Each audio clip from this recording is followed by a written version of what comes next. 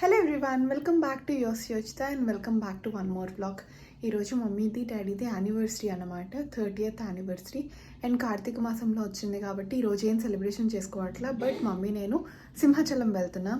ఇప్పుడు మార్నింగ్ 6 అవుతుంది. మార్నింగే లేచి దీపం పెట్టేసుకున్నాం మమ్మీ నేను. అండ్ మీరు నా బ్లాగ్స్ ఫస్ట్ టైం చూస్తూ ఉంటే సబ్స్క్రైబ్ చేసుకోవడం మాత్రం మర్చిపోకండి. And follow Yos Yochitha and Instagram also. And మేము విశాఖపట్నంలో ఉంటాం కాబట్టి ఎప్పుడు ఏ చిన్న ఫెస్టివల్ వచ్చినా సరే, ఏ చిన్న ఆనందం వచ్చినా సరే సింహాచలంకి వెళ్ళే తీరాలి. మమ్మీ డాడీ యానివర్సరీ కాబట్టి ఖచ్చితంగా అది మాకు ఫెస్టివల్తో సమానమే కాబట్టి ప్రతి ఇయర్ వెళ్ళే వాళ్ళం. బట్ ఈ ఇయర్ డాడీకి కుదరలేదు, సో డాడీ రాలేదు మాతో. మేము ఎర్లీ మార్నింగ్ 6కి స్టార్ట్ అయ్యాం. సో వెహికల్స్ ఏం లేవు, బస్సే మేము ప్రిఫర్ చేస్తున్నాం ఈసారి. మమ్మీ నేను బస్ స్టాప్కి వెళ్ళేసరికి ఎగ్జాక్ట్గా 55 బస్ వచ్చింది. సో వెంటనే ఎక్కేసాము.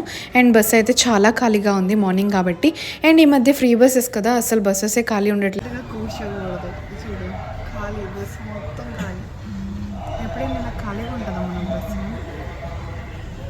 ఈరోజు సింహాచలం వెళ్తున్నాం కాబట్టి ఆ స్టోరీ ఏంటో తెలుసుకుందాం, వచ్చేయండి. ఫస్ట్లీ మనందరం తెలుసుకోవాల్సింది ఏంటి అంటే సింహాచలంలో ఉండే దేవుడు ఎవరు అనేది. ఒకప్పుడు హిరణ్యకశిపుడు అనే అసురుడు భూమిని పాతాళ లోకానికి తీసుకెళ్లి సృష్టి మొత్తాన్ని అస్తవ్యస్తం చేశాడు. అప్పుడు లోక రక్షణ కోసం శ్రీ మహావిష్ణువు వరాహ అవతారంగా అవతరించి భూమిని తన కొరలపై ఎత్తి మళ్ళీ స్థిరపరిచాడు.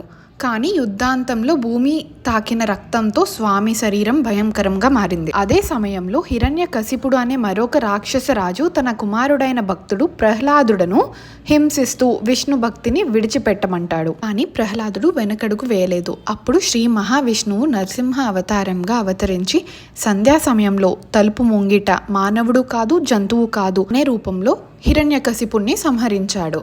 ఈ 2 అవతారాల శక్తి ఒకే దేహంలో కలిసిన రూపమే వరాహ నరసింహస్వామి. ఈ స్వరూపాన్ని దేవతలకైనా దర్శించడం సాధ్యం కాదు. అప్పుడే స్వామి సింహాచలం కొండల్లో స్థిర నివాసం ఏర్పరచుకున్నారు.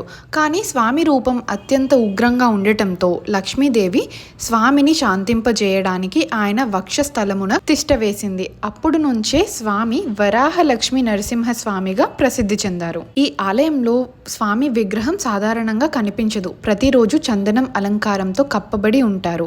సంవత్సరానికి ఒక్క రోజే చందనోత్సవం రోజున స్వామి నిజ స్వరూపాన్ని భక్తులు దర్శించుకునే అవకాశం కలుగుతోంది. ఆ రోజు లక్షలాది మంది భక్తులు సింహాచలానికి తరలి వస్తారు. ఇక్కడ నమ్మకం ఏమిటంటే సింహాచల స్వామిని శ్రద్ధతో ప్రార్థించిన వారికి రోగాలు నశిస్తాయి, అప్పులు తీరుతాయి, సంతాన భాగ్యం కలుగుతోంది, జీవితంలో శాంతి నెలకొంటుంది.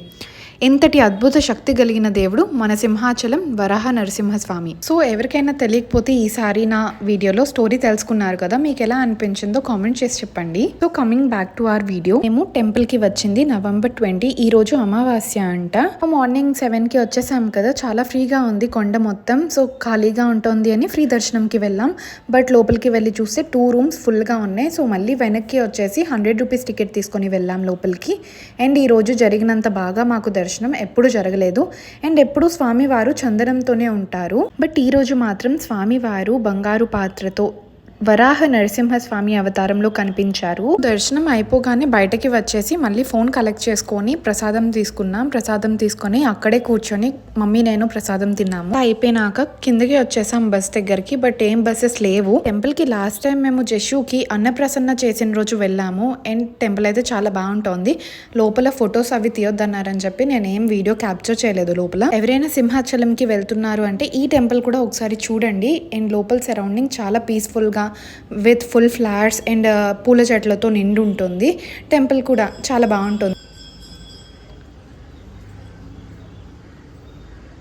శ్రీదేవి టెంపుల్ కూడా చూసి వచ్చేసాం. బట్ బస్ అయితే ఇంకా రాలేదు. ఇది కొండ కిందకి వెళ్లే bus. Ticket only 10 or 20 rupees. But మేము ఇక్కడ బస్ ఎక్కితే డైరెక్ట్ గా మా ఇంటి దగ్గర ఆర్ క్లినిక్ దగ్గర దిగుతాం కదా. సో నేను ఆ బస్ కోసమే వెయిట్ చేస్తున్నాం. అలా వెయిట్ చేసినాక ఒక 30 minutes తర్వాత 55K బస్ అయితే వచ్చింది.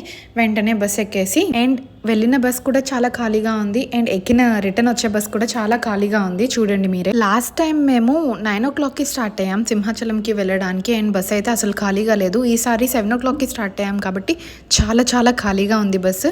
సో నేను ఇచ్చే టిప్ ఏంటి అంటే ఎర్లీగా స్టార్ట్ అవ్వండి. లేదు అంటే 10 తర్వాత స్టార్ట్ అవ్వాలి. ఎందుకంటే కాలేజ్ స్టూడెంట్స్ ఎవరు ఉండరు కాబట్టి.